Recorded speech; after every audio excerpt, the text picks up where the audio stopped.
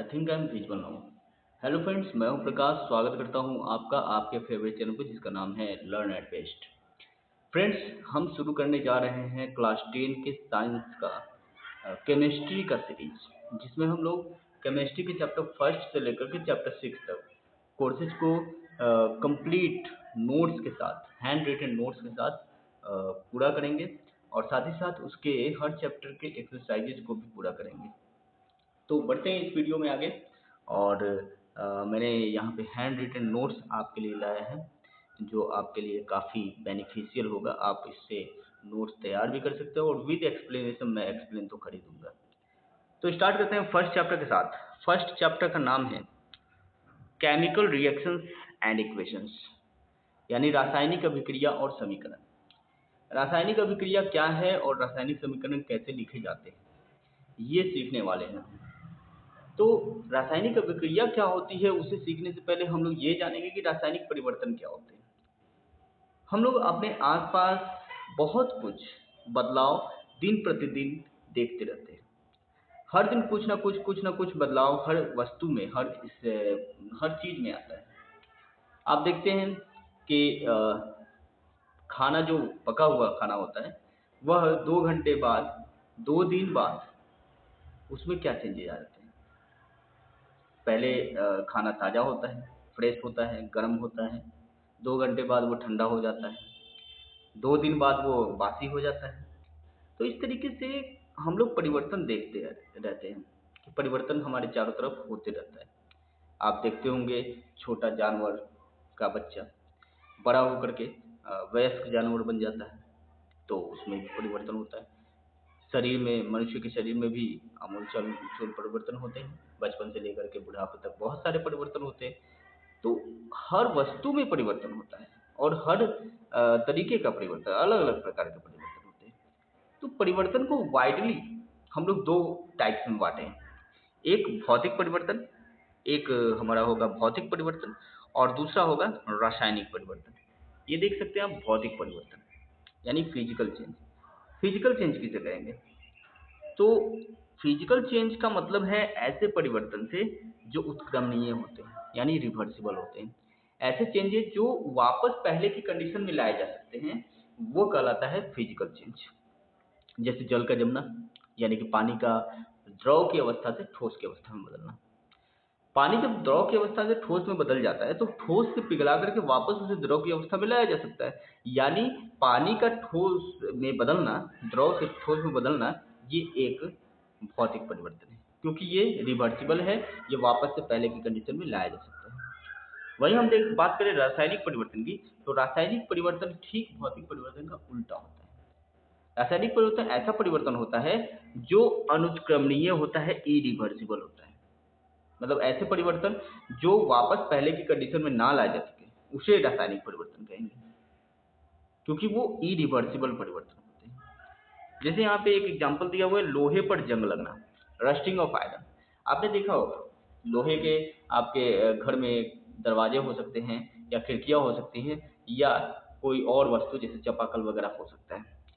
तो लोहे में आपने लोहे की वस्तुओं में जंग लगते हुए देखा होगा। लोहे में जब जंग लग जाता है, तो जंग वापस से लोहे में नहीं बदला जा सकता है। तो लोहे का जंग लगना क्या है? एक रासायनिक परिवर्तन है, क्योंकि ये इरिवर्सिबल है, ये वापस से पहले की कंडीशन में नहीं लाया जा सकता है। इसलिए इरिवर्सिबल चेंजेस को हम लोग रासायनिक परिवर्तन कहेंगे। रासायनिक परिवर्तन में होता क्या है? रासायनिक परिवर्तन में होता है कि पदार्थ जो है वह दूसरे किसी पदार्थ के संपर्क में जब आता है, तो उससे संक्रिया करके नए पदार्थों का निर्माण करता है, जिसे हम रासायनिक अभिक्रिया भी कहते हैं। यानी जब एक से अधिक पदार्थ आपस में संयोग करके या संक्रिया करके नए पदार्थों का अगर निर्माण करें, तो उसे रासायनिक अभिक्रिया कहते हैं। और रासायनिक परिवर्तन रासायनिक अभिक्रिया के फलस्वरूप ही होता है। केमिकल चेंजेस जो होते हैं, वह केमिकल रिएक्शंस के रिजल्ट के रूप में होते हैं।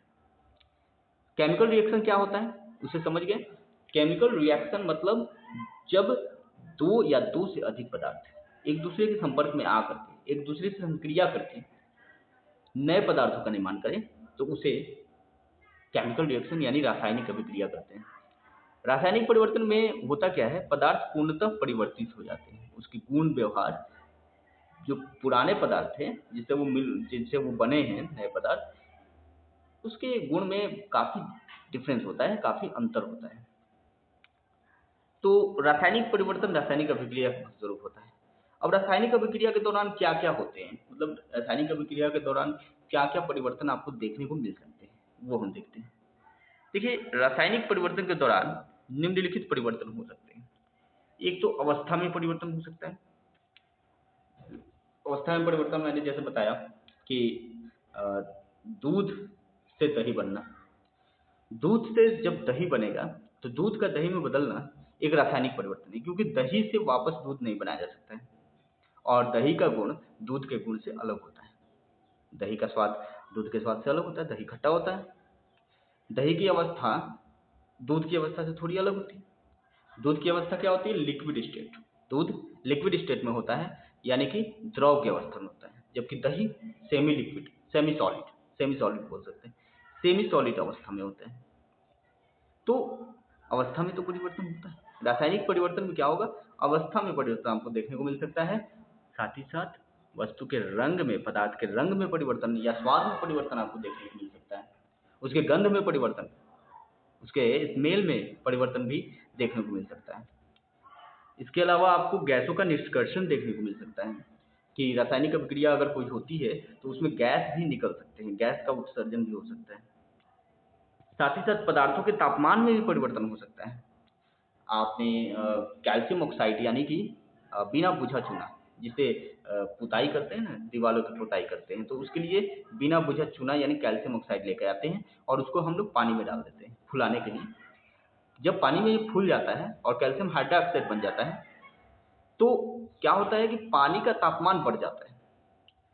आप देखे होंगे चूना जो जिससे पुताई की जाती थी पहले, अब तो डिस्टेम्पर यूज होता है।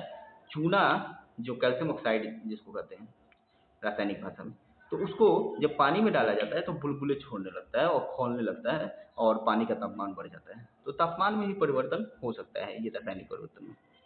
इसके अलावा अवक्षेप का निर्माण भी हो सकता है। अवक्षेप यानी प्रेसिपिटेट, ठोस जो है वो तली में जम जाए, तो प्रेसिपिटेट का भी निर्माण हो सकता है। तो एक रासायनिक अभिक्रिया में भाग लेने वाले पदार्थों को हम लोग अभिकारक कहते हैं और अभिक्रिया के फलस्वरूप जो पदार्थ का निर्माण होता है उसे हम लोग उत्पाद कहते हैं। मतलब रासायनिक अभिक्रिया जब होती है, जैसे मान लीजिए एक रासायनिक अभिक्रिया में यहाँ पे लिख के दिखाना चाहूँगा। रासायनिक अभिक्रिया अगर कोई होती है, जैसे हाइड्रोजन ऑक्सीजन से रिएक्शन करके अगर H2O बनाता है यानी वाटर बनाता है, तो क्या होता है कि हाइड्रोजन और ऑक्सीजन ये दो तरीके के पदार्थ मिले हैं और एक नए पदार्थ डाई हाइड्रोजन मोनोऑक्साइड यानी वाटर का निर्माण कर रहे हैं। तो यहाँ पे जो पदार्थ अभिक्रिया में भाग लिए हैं, हाइड्रोजन और ऑक्सीजन, इनको हम लोग अभिकारक कहेंगे। क्या कहेंगे? अभिकारक। अभिकारक को इंग्लिश में रिएजेंट भी बोलते हैं। ओके। और जो नए पदार्थ का निर्माण हुआ ये H2O, ठीक है, इसे हम लोग उत्पाद कहेंगे। उत्पाद कहिए या फिर प्रतिफल कहिए, यानी प्रोडक्ट, इंग्लिश में प्रोडक्ट कहते हैं। तो रासायनिक अभिक्रिया में भाग लेने वाले पदार्थ को हम लोग अभिकारक कहते हैं, रिएक्टेंट कहते हैं, और जो उत्पाद बनता है, जो नया पदार्थ बनता है, उसे उत्पाद या प्रोडक्ट बोलते हैं।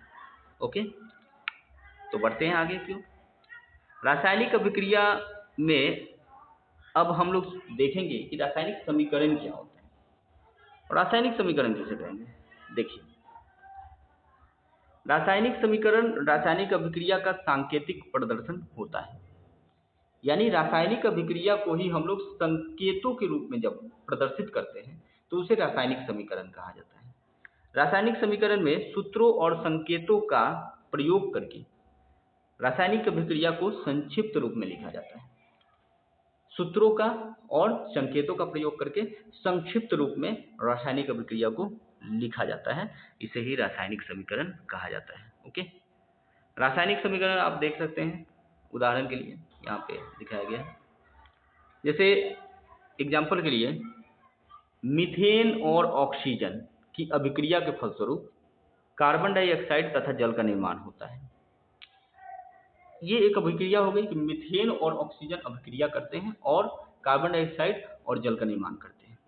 तो इस अभिक्रिया को रासायनिक समीकरण के रूप में हम लोग इस प्रकार से लिख सकते हैं कि मीथेन के जगह पे मीथेन ना लिख करके हम लोग CH4 लिख दें, ऑक्सीजन की जगह पे हम लोग O2 लिख दें, बीच में अभिक्रिया इन दोनों के बीच में हो रही है इसको दिखाने के लिए प्लस का सिंबल दे दें, और उसके बाद जो प्रोडक्ट बन रहा है उसे एरो के दूसरे साइड लिखें, तीर के निशान की दूसरी साइड लिखें, CO2 और H2O, यानी कि कार्बन डाइऑक्साइड और H2O वाटर।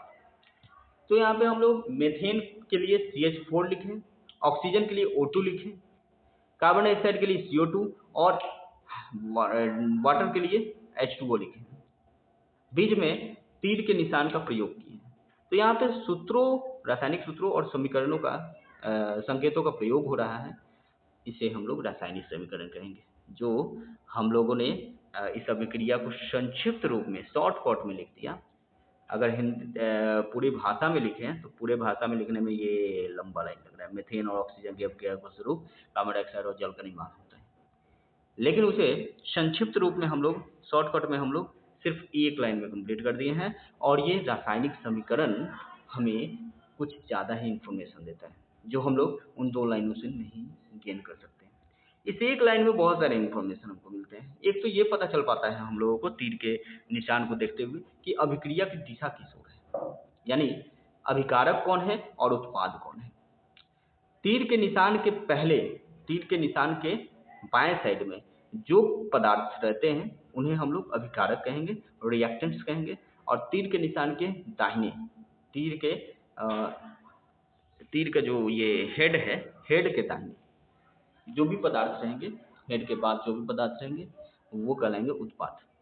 ओके, तो इसमें ये भी पता चल पा रहा है कि जो अभिकारक हैं मीथेन और ऑक्सीजन, उनकी अवस्था क्या है। यहाँ पे अवस्था दिख पा रहा है आपको, गैस, मीथेन की अवस्था गैस है, मीथेन गैसियस अवस्था में, ऑक्सीजन भी गैसियस अवस्था में, और जो उत्पाद बन रहे हैं उसमें कार्बन डाइऑक्साइड गैसियस अवस्था में और वाटर जो है वो लिक्विड यानी द्रव की अवस्था में।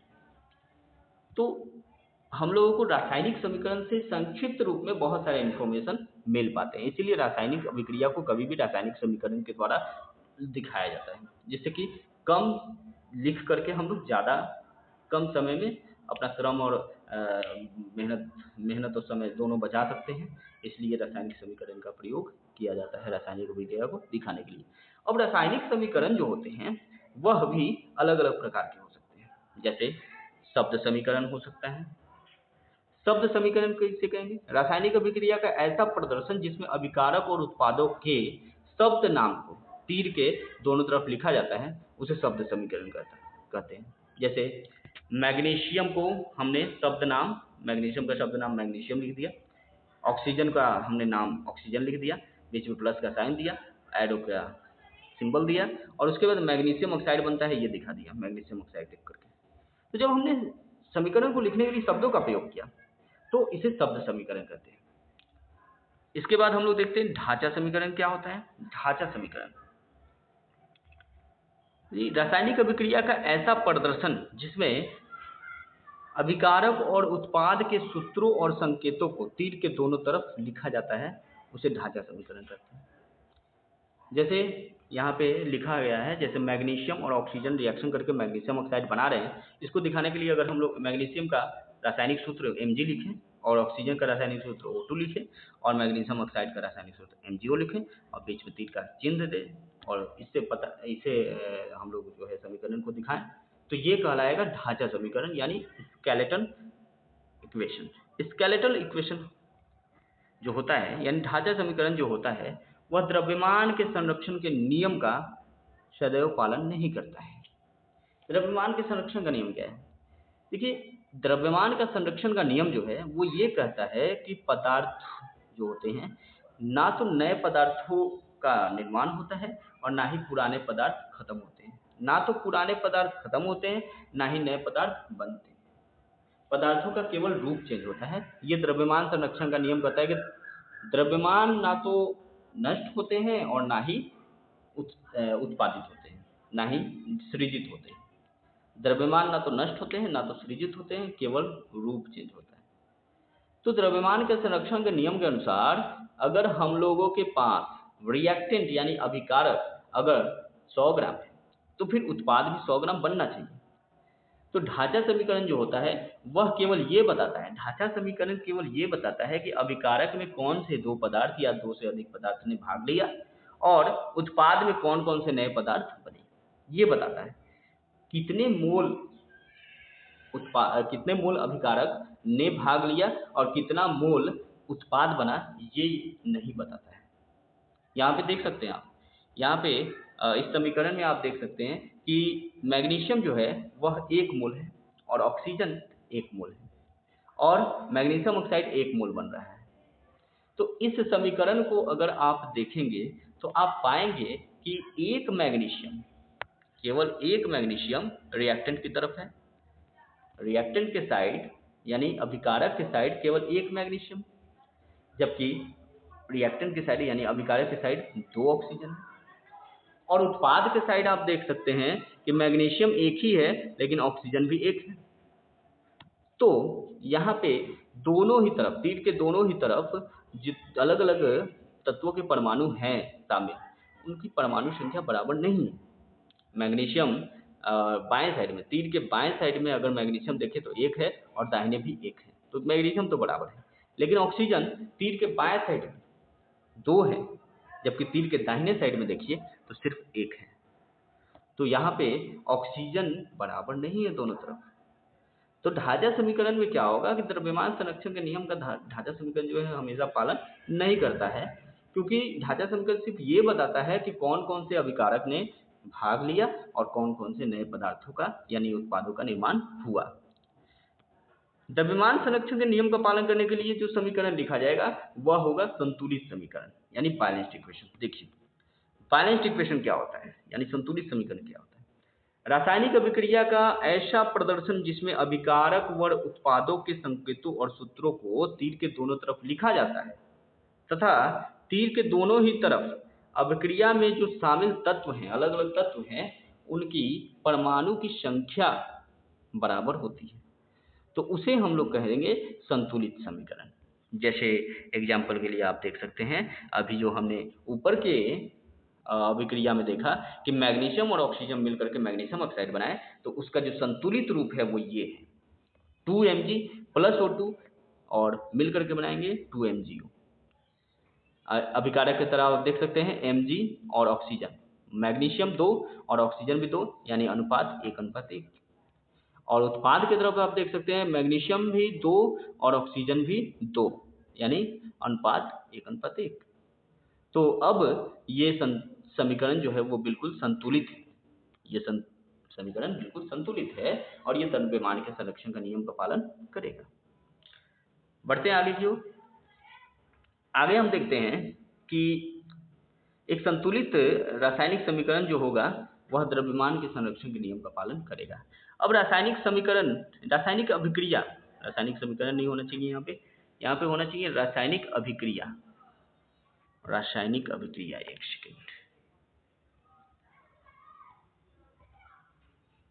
रासायनिक अभिक्रिया, रासायनिक अभिक्रिया के प्रकार, रासायनिक अभिक्रिया के प्रकार यानी type of chemical reactions. Chemical reactions कितने प्रकार के होते हैं आप देख सकते हैं, अलग अलग प्रकार के केमिकल रिएक्शंस होते हैं, जैसे कॉम्बिनेशन रिएक्शन यानी संयोजन अभिक्रिया, डिकम्पोजिशन रिएक्शन वियोजन या अपघटन अभिक्रिया, डिस्प्लेसमेंट रिएक्शन यानी विस्थापन अभिक्रिया, डबल डिस्प्लेसमेंट रिएक्शन यानी द्विविस्थापन अभिक्रिया, ऑक्सीडेशन रिडक्शन रिएक्शन यानी अपचयन उपचयन अभिक्रिया, एंडोथर्मिक और एक्सोथर्मिक रिएक्शंस यानी ऊष्माशोषी और ऊष्माक्षेपी अभिक्रिया। तो ये अलग अलग प्रकार के अभिक्रिया क्या हैं उन्हें हम समझते हैं, जरा समझेंगे। देखिए 1 नंबर जिसमें आपको संयोजन अभिक्रिया यानी कॉम्बिनेशन रिएक्शन के बारे में बताया गया है। कॉम्बिनेशन रिएक्शन क्या है, जब 2 या 2 से अधिक अभिकारक मिलकर के केवल एक उत्पाद का, सिर्फ एक उत्पाद का निर्माण करें तो उसे संयोजन अभिक्रिया कहते हैं यानी कॉम्बिनेशन रिएक्शन कहते हैं। जैसे आप देख सकते हैं एग्जांपल के रूप में 2H2 प्लस O2 2H2O, यानी यहाँ पे 2 पदार्थ हाइड्रोजन और ऑक्सीजन दोनों मिलकर के केवल एक उत्पाद वाटर का निर्माण कर रहे हैं, H2O का निर्माण कर रहे हैं, तो यह संयोजन अभिक्रिया है। उसी तरीके से कार्बन और ऑक्सीजन दो पदार्थ यहाँ पे मिल करके केवल एक पदार्थ कार्बन डाइऑक्साइड का निर्माण कर रहे हैं, तो जब दो या दो से अधिक पदार्थ मिल करके केवल एक उत्पाद का निर्माण करें तो उसे हम लोग संयोजन अभिक्रिया कहते हैं। तीसरा एग्जाम्पल है जिसमें कैल्शियम ऑक्साइड वाटर के साथ रिएक्शन करके कैल्शियम हाइड्रोक्साइड बना रहा है, ठीक है, तो यह भी एक संयोजन अभिक्रिया है। कैल्शियम ऑक्साइड यानी बिना बुझा हुआ चूना, जिसके बारे में मैंने शुरू में चर्चा की थी कि जो पुताई के काम में लाया जाता है चूना, उसे हम लोग कैल्शियम ऑक्साइड यानी बिना बुझा हुआ चूना कहते हैं, क्विकलाइन कहते हैं। और उसको जब हम वाटर में यानी पानी में डाल देते हैं तो पानी का तापमान बढ़ने लगता है, बुलबुले छोड़ने लगता है, खौलने लगता है, और तब रिएक्शन होकर कैल्शियम हाइड्रोक्साइड बनता है, जिसे बुझा हुआ चूना या सिलेक्ट लाइन कहते हैं। इसी बुझे हुए चूने यानी कैल्शियम हाइड्रोक्साइड का यूज हम लोग पुताई करने के रूप में पुताई के काम में लाते हैं, ठीक है। दूसरा रिएक्शन जो है वियोजन अभिक्रिया यानी अपघटन अभिक्रिया के बारे में हम जानते हैं। जब एक अभिकारक उत्प्रेरक की उपस्थिति में दो या अधिक नए उत्पादों में विघटित हो जाता है यानी टूट जाता है, तो उसे वियोजन अभिक्रिया कहते हैं। जैसे यहाँ पे आप देख सकते हैं फेरस सल्फेट। फेरस सल्फेट जो है वह गर्म करने पे, हीट करने पे फेरस ऑक्साइड और सल्फर डाइऑक्साइड और सल्फर ट्राइऑक्साइड के रूप में टूट जा रहा है। एक फेरस सल्फेट जो है वह टूट करके तीन पदार्थों का निर्माण कर रहा है। तो जब केवल एक अभिकारक टूट करके एक से अधिक पदार्थों का निर्माण करे तो उसे हम लोग वियोजन अभिक्रिया कहेंगे। दूसरा एग्जांपल भी देख सकते हैं, कैल्शियम कार्बोनेट। यहाँ पे गर्म करने पे कैल्शियम ऑक्साइड और कार्बन डाइऑक्साइड में टूट जा रहा है, एक पदार्थ टूट करके दो नए पदार्थों का निर्माण कर रहा है, तो इसे हम लोग वियोजन अभिक्रिया या अपघटन अभिक्रिया कहते हैं। ओके, अभी एक और एग्जाम्पल यहाँ पे दिया हुआ है, एक और एग्जाम्पल देख लीजिए। इस एग्जाम्पल में PbNO3 यानी कि लेड नाइट्रेट गर्म करने पर टूटकर नए पदार्थ PbO और NO2 और ऑक्सीजन तीन पदार्थों का निर्माण कर रहा है। लेड ऑक्साइड, नाइट्रोजन डाइऑक्साइड और ऑक्सीजन तीन पदार्थों का निर्माण कर रहा है, तो इसे हम लोग वियोजन अभिक्रिया यानी अपघटन अभिक्रिया कहेंगे। तो आपने देखा कि वियोजन अभिक्रिया किसे कहते हैं। अब हम तीसरे तरीके की अभिक्रिया के बारे में बात करेंगे। वियोजन अभिक्रिया के अभी और एग्जांपल्स भी दिए हुए हैं, जैसे यहाँ पे दिया हुआ है कि white silver chloride turns grey in sunlight due to the decomposition of silver nitrate silver chloride into the silver and chlorine, यानी कि सफ़ेद जो सिल्वर ब्रोमाइड होता है वह सनलाइट में विघटित हो जाता है, और इस अभिक्रिया के प्रयोग से श्याम श्वेत फोटोग्राफी यानी ब्लैक एंड व्हाइट फोटोग्राफी किया जाता है। तो सिल्वर ब्रोमाइड का, सिल्वर क्लोराइड का यहाँ पे प्रयोग आप देख सकते हैं, अभिक्रिया देख सकते हैं। सिल्वर क्लोराइड टूट करके Ag यानी सिल्वर और क्लोरीन में विघटित हो जा रहा है, टूट जा रहा है, ये एक वियोजन अभिक्रिया है। इसी तरीके से आप देख सकते हैं सिल्वर ब्रोमाइड टूट करके Ag यानी सिल्वर और ब्रोमीन में बदल जा रहा है, दो नए पदार्थों का निर्माण कर रहा है, ये भी वियोजन अभिक्रिया है यानी विघटन अभिक्रिया है। ये जो अभिक्रिया है AgBr की जो अभिक्रिया है कि AgBr सनलाइट की उपस्थिति में टूट करके Ag और Br2 का निर्माण करता है, इस अभिक्रिया का ही प्रयोग ब्लैक एंड व्हाइट फोटोग्राफी में किया जाता था। अभी तो अब ब्लैक एंड व्हाइट फोटोग्राफी नहीं होती है, पहले होती थी, तो उसमें सिल्वर ब्रोमाइड का ही रिएक्शन का यूज किया जाता था। ओके, बढ़ते तीसरे अभिक्रिया के रूप में, अभिक्रिया के एक्सप्लेनेशन की ओर। तीसरा जो अभिक्रिया है वह है विस्थापन अभिक्रिया यानी डिस्प्लेसमेंट रिएक्शन। डिस्प्लेसमेंट रिएक्शन क्या होता है ये देखते हैं। जब अभिक्रिया में किसी एक पदार्थ का तत्व अथवा तत्व समूह दूसरे पदार्थ के तत्व अथवा तत्व समूहों को विस्थापित करके नए पदार्थ का निर्माण करे तो ऐसी अभिक्रिया को विस्थापन अभिक्रिया कहते हैं।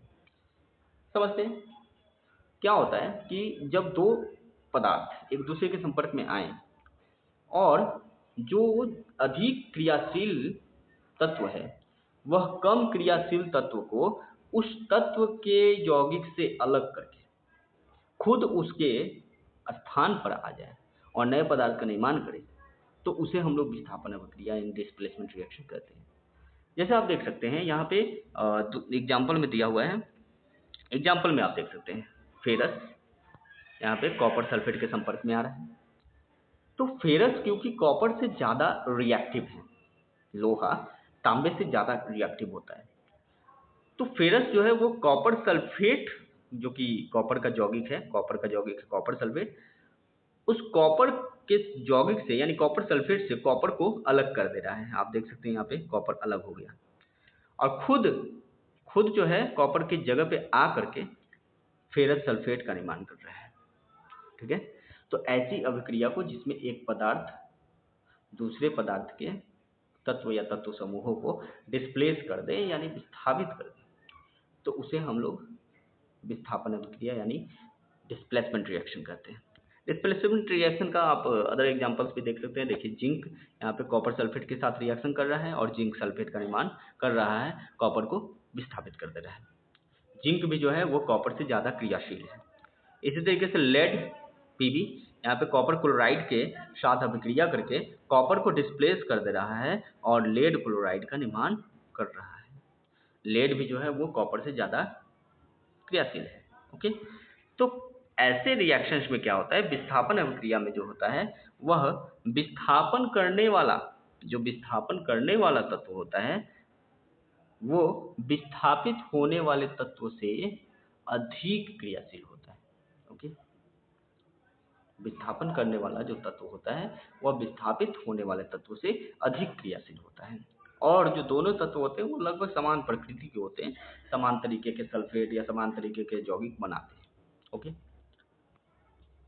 आगे बढ़ते हैं, चौथे तरीके की अभिक्रिया के बारे में देखते हैं। चौथा जो प्रकार है अभिक्रिया का वो है द्विविस्थापन अभिक्रिया यानी double displacement reaction. Double displacement reaction को हम लोग उभय विस्थापन अभिक्रिया भी कहते हैं। डबल डिस्प्लेसमेंट रिएक्शन यानी द्विविस्थापन अभिक्रिया को उभय विस्थापन अभिक्रिया भी कहते हैं। इसमें होता क्या है, इसमें ये ऐसे रिएक्शंस होते हैं, ऐसे अभिक्रियाएं होते हैं जिनमें अभिकारकों के बीच में आयनों का एक्सचेंज होता है, एक्सचेंज ऑफ आयन, आयनों का आदान प्रदान हो जाता है और बराबर रूप से, मतलब एक पदार्थ का कोई तत्व या तत्व समूह दूसरे पदार्थ के तत्व या तत्व समूह को विस्थापित कर देता है और दूसरा पदार्थ का जो तत्व या तत्व समूह होता है वो पहले पदार्थ के तत्व या तत्व समूह के स्थान पे आ जाता है। आप एग्जाम्पल से ज़्यादा अच्छे से समझ पाएंगे। देखिए एग्जाम्पल यहाँ पे दिया हुआ है, सोडियम सल्फेट है और बैरियम क्लोराइड है, दो पदार्थ हैं। दो पदार्थों में यहाँ पे सोडियम बैरियम से ज़्यादा क्रियाशील है।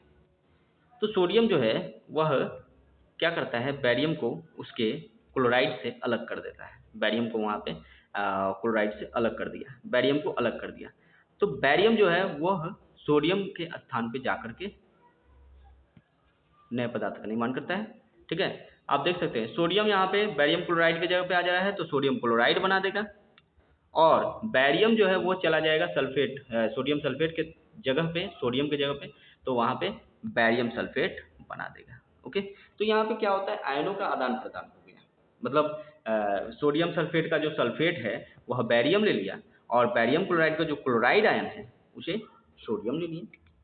सोडियम आयन जो है वो क्लोराइड आयन के साथ सोडियम क्लोराइड का निर्माण कर दिया और बैरियम जो है वो सल्फेट के साथ बैरियम सल्फेट का निर्माण कर दिया। तो यहाँ पे दोनों तरफ विस्थापन का जो काम है वो दोनों यौगिकों के साथ होता है, इसलिए इसे द्विविस्थापन या उभय विस्थापन अभिक्रिया कहते हैं, डबल डिस्प्लेसमेंट रिएक्शन कहते हैं। आगे बढ़ते हैं, पांचवें प्रकार की अभिक्रिया के बारे में जानते हैं। ऑक्सीडेशन रिएक्शन क्या होता है, ऑक्सीडेशन रिएक्शन या और रिडक्शन रिएक्शन क्या होता है। तो पहले ऑक्सीडेशन रिएक्शन के बारे में जानते हैं। ऑक्सीडेशन रिएक्शन क्या है, वह अभिक्रिया जिसके फलस्वरूप पदार्थ के ऑक्सीकरण अवस्था में वृद्धि होती है उसे हम लोग उपचयन अभिक्रिया या ऑक्सीडेशन रिएक्शन कहते हैं।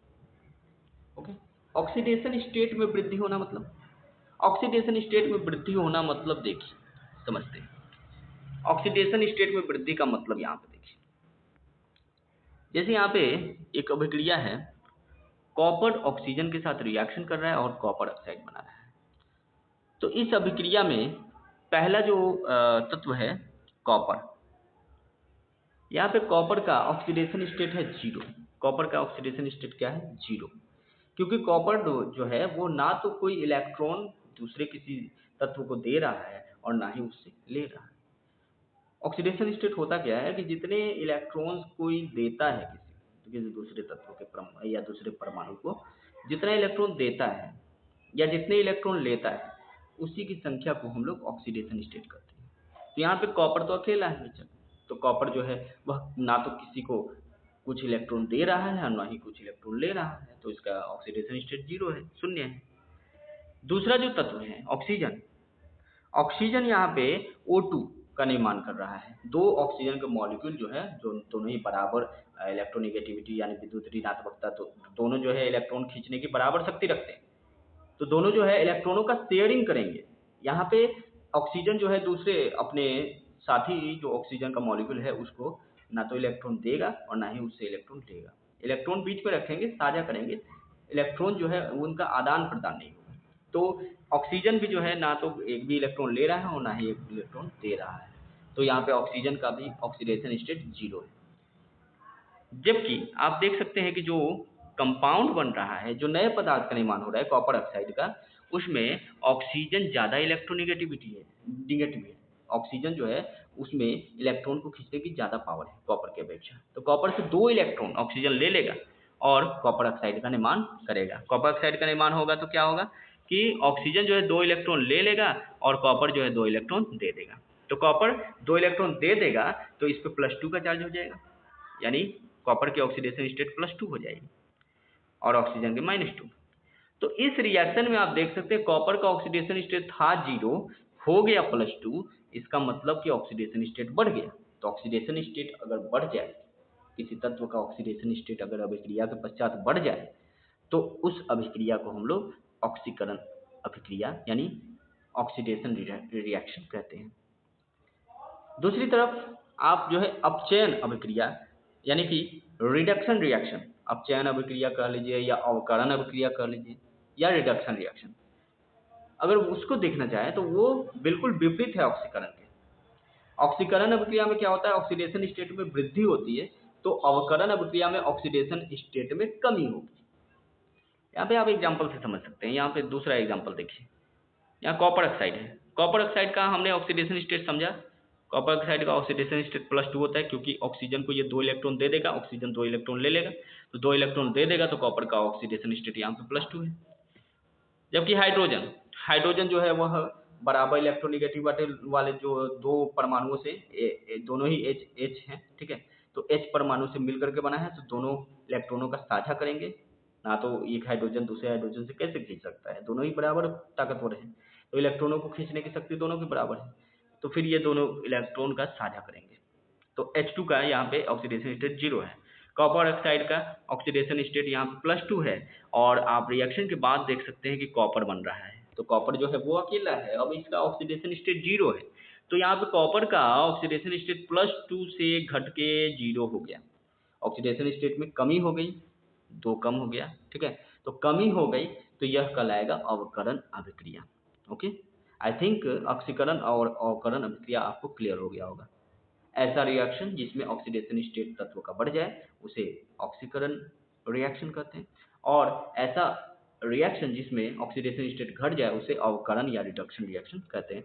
और मजे की बात है कि ऑक्सीकरण और अवकरण, ऑक्सीडेशन रिएक्शन और रिडक्शन रिएक्शन दोनों ही साथ साथ चलते हैं। आप किसी भी एग्जाम्पल में देख सकते हैं, जैसे पहले ही एग्जाम्पल में देख लीजिए, पहले वाले एग्जाम्पल में यहाँ पे देखिए, यहाँ पे कॉपर जो है वह कॉपर ऑक्सीडाइज हो रहा है। कॉपर का ऑक्सीडेशन स्टेट 0 से +2 हो जा रहा है, यानी कि ये ऑक्सीडाइज हो जा रहा है, इसका ऑक्सीकरण हो जा रहा है। तो वहीं पे ऑक्सीजन का देखिए, ऑक्सीजन का तो ऑक्सीडेशन स्टेट 0 था और यहाँ पे जा करके -2 हो गया, 2 इलेक्ट्रॉन ले रहा है, -2 हो गया, तो ऑक्सीजन का तो अवकरण हो गया, ऑक्सीजन का ऑक्सीडेशन स्टेट घट गया, यानी ऑक्सीजन अवकृत हो गया, रिड्यूस हो गया।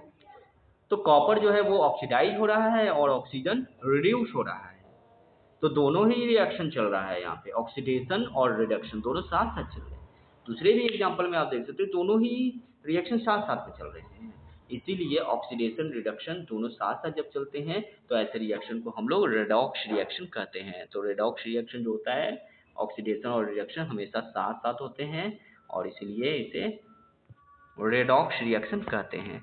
अब रेडॉक्स रिएक्शन में जो है, जो ऑक्सीडाइज होता है अभिकारक ऐसा जो ऑक्सीडाइज हो रहा है, जैसे यहाँ पे पहले एग्जांपल में आप देख सकते हैं, पहले एग्जांपल में जो है कॉपर, कॉपर जो है उसका ऑक्सीकरण हो रहा है, कॉपर ऑक्सीडाइज हो रहा है। तो जो ऑक्सीडाइज होता है उसे रिड्यूसिंग एजेंट कहेंगे, यानी अवकारक कहेंगे। और जो ऑक्सीडाइज हो रहा है, जो अवकृत हो रहा है, जिसका अवकरण हो रहा है, ऑक्सीजन का अवकरण हो रहा है, तो जिसका अवकरण हो रहा है वह ऑक्सीडाइजिंग एजेंट कहलाएगा। वह क्या कहलाएगा? ऑक्सीडाइजिंग एजेंट, यानी कि ऑक्सीकारक कहलाएगा।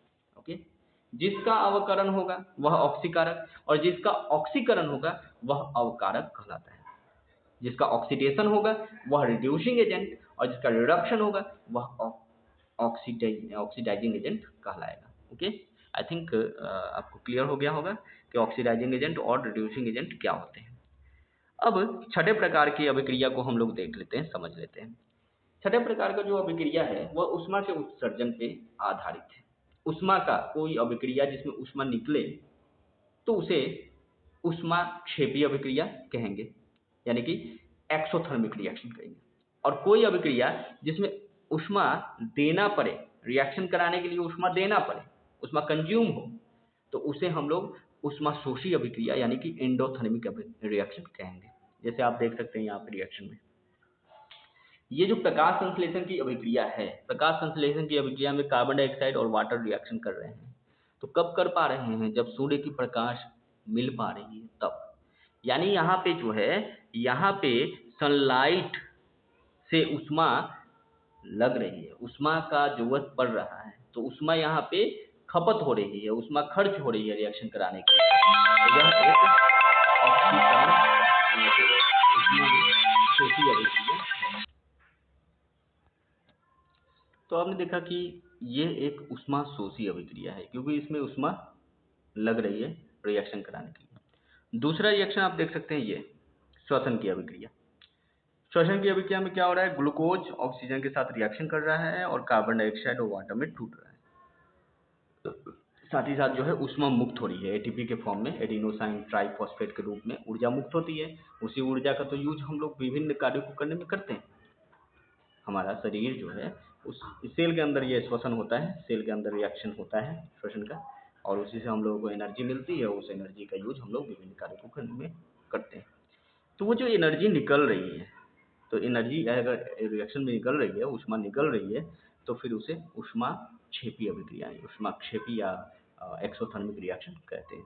ओके, तो हमने ये समझा कि ऊष्माशोषी अभिक्रिया क्या होती है और ऊष्माक्षेपी अभिक्रिया क्या होती है। आगे चलते हैं, आगे देखते हैं। आगे हम लोग ये देखेंगे कि ऑक्सीकरण का हमारे दैनिक जीवन में क्या प्रभाव पड़ता है।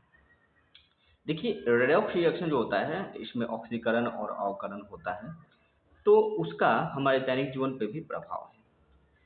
बहुत सारे रिएक्शंस ऐसे हैं, ऑक्सीकरण रिएक्शन, जिसका कोई फायदा है, लेकिन बहुत सारे ऑक्सीकरण रिएक्शन ऐसे हैं जिनका कि नुकसान भी है। तो नुकसान हम लोग देखते हैं, पहले प्रभाव में हम लोग नुकसान को ही डील करते हैं। दो प्रकार के जो नुकसान हैं मेनली, वो यहाँ पे डिस्कस किए गए हैं। पहला है संक्षारण यानी कोरोजन, और दूसरा है विकृत गंधिता यानी रेंसिडिटी। तो संक्षारण क्या होता है वो समझते हैं। वह परिघटना जिसमें धातु हवा, पानी या दूसरे किसी भी रसायन से अभिक्रिया होने की वजह से धीरे धीरे क्षय होने लगता है, नष्ट होने लगता है, उसे संक्षारण यानी कोरोजन कहते हैं। और लोहे के केस में इसे जंग लगना यानी कि रस्टिंग ऑफ आयरन कहते हैं। जैसे यहाँ पे एग्जांपल में दिया भी है, rusting of iron. Rusting of iron में होता क्या है कि लोहे का ऑक्सीकरण होता है, लोहा ऑक्सीजन से संयोग करता है, लोहे का ऑक्सीकरण होता है, और जो आयरन का ऑक्साइड बनता है यानी रस्ट बनता है, वह लोहे का क्षय रूप होता है, यानी कि इससे लोहा नष्ट होता है, धीरे धीरे खत्म होता है। इसी तरीके से कॉपर के ऊपर हरा परत का जमा हो जाना, green coating on copper. Copper जो है उसका ऑक्सीकरण होता है, ऑक्सीजन से रिएक्शन होता है, कॉपर ऑक्साइड जो होता है वो उसकी रंग जो होती है ग्रीन कोटिंग होती है। तो कॉपर इस तरीके से नष्ट होता है। तो कॉपर का ऑक्सीकरण या लोहे का ऑक्सीकरण या फिर चांदी के ऊपर काला परत हो जाना, ब्लैक कोटिंग ऑन सिल्वर, चांदी का ऑक्सीकरण, ये सभी क्या है? ये सभी चांदी, लोहे और कॉपर को क्या कर रहे हैं, क्षय कर रहे हैं, नष्ट कर रहे हैं। तो यह ऑक्सीकरण का बुरा प्रभाव है, जिसे संक्षारण यानी कोरोजन कहते हैं। संक्षारण की वजह से कार, बॉडी, पुल, लोहे के रेलिंग, गेट, जहाज आदि सभी लोहे या दूसरे धातुओं से निर्मित वस्तुएं ये नष्ट हो जाती है। इसलिए संक्षारण जो है वह वह हानिकारक है। तो संक्षारण ना हो इसके लिए हम लोग क्या क्या उपाय कर सकते हैं? संक्षारण से बचने के लिए निम्न उपाय किए जा सकते हैं। आप देख सकते हैं, पेंटिंग किए जा सकते हैं। अगर धातु का कोई वस्तु बना हुआ है तो उसके ऊपर पेंटिंग कर दीजिए। पेंटिंग करने से क्या होगा, डायरेक्ट ये ऑक्सीजन से रिएक्शन नहीं कर पाएगा, और ऑक्सीजन से डायरेक्ट रिएक्शन नहीं कर पाएगा या हाइड्रेटेड जो है वायु में डायरेक्ट इसका संपर्क नहीं होगा, तो फिर ये इसका ऑक्सीकरण नहीं होगा और ये नष्ट नहीं होगा। या दूसरा उपाय है बेकिंग सोडा का साल्ट पेस्ट बना करके उससे कॉपर की बनी वस्तुओं को साफ करना। कॉपर की बनी वस्तुओं को अगर बेकिंग सोडा और साल्ट का पेस्ट बना करके साफ किया जाए तो फिर कॉपर की वस्तुएं जो हैं उनका ऑक्सीकरण नहीं होगा, जल्दी नहीं होगा। ओके, तो समय समय पर कॉपर की वस्तुओं को बेकिंग सोडा और साल्ट के पेस्ट बना करके उससे साफ कर सकते हैं। ओके, तो इससे हम लोग संक्षारण से, कॉपर के संक्षारण से बच सकते हैं। गैल्वेनीकरण भी एक उपाय है, गैल्वेनाइजेशन।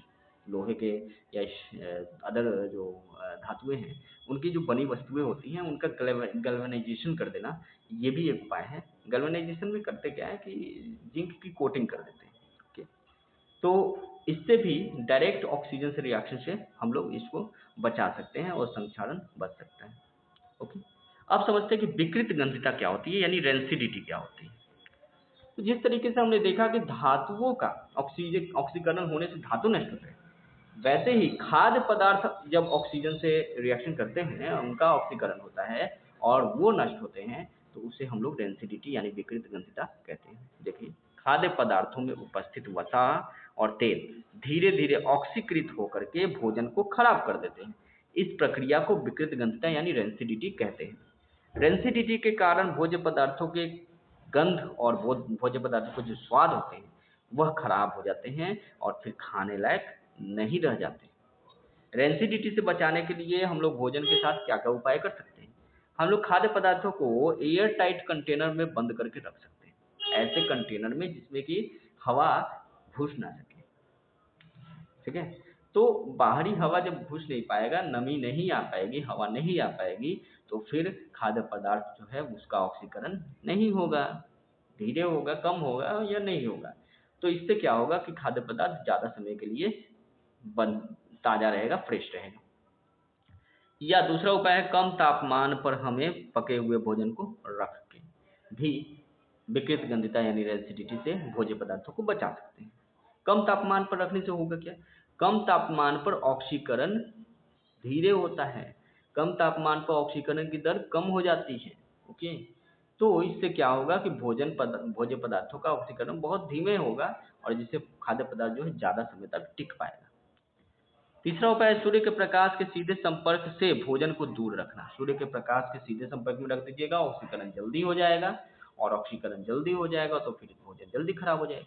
इसलिए डायरेक्ट सनलाइट के कांटेक्ट में भोजन को नहीं रखना चाहिए। ठीक है, डायरेक्ट सनलाइट के कांटेक्ट में भोजन को नहीं रखिए, दूर रखिए, जिससे भोजन ज़्यादा देर तक बचा रह सके। इसके अलावा और कोई उपाय भी हम लोग कर सकते हैं क्या? हाँ, हम लोग एक और उपाय कर सकते हैं कि भोज्य पदार्थों के साथ प्रतिऑक्सीकारक मिला सकते हैं। भोज्य पदार्थों के साथ प्रतिऑक्सीकारक मिला करके भी हम लोग जो है भोज्य पदार्थों का रेंसिडिटी से बचाव कर सकते हैं। और प्रतिऑक्सीकारक मतलब क्या? प्रतिऑक्सीकारक यानी एंटीऑक्सीडेंट। एंटीऑक्सीडेंट वे गैसें या वे पदार्थ होती हैं जो ऑक्सीकरण को नहीं होने देती, ऑक्सीकरण नहीं होने देंगे।